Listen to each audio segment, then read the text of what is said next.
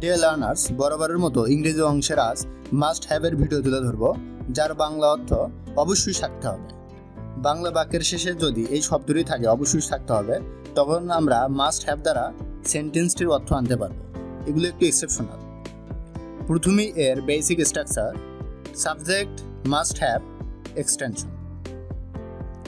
তো আমরা বাংলা বাক্যে যেখানে বলবো অবশ্যই থাকতে হবে সেখানে এর উপস্থিতি। যেমন,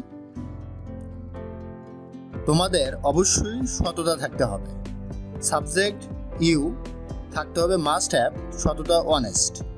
ইউ মাস্ট হ্যাভ অনেস্ট। আমাদের অবশ্যই ব্যক্তিত্ব থাকতে হবে। আমাদের হচ্ছে we must have personality. We must have personality.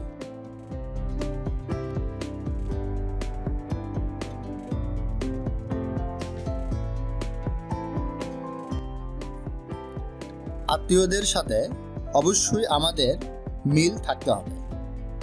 আত্মীয়দের সাথে we must have harmony with our relatives. তাহলে বুঝতেই পারছো, মাস্ট হ্যাভ মানে অবশ্যই থাকতে হবে।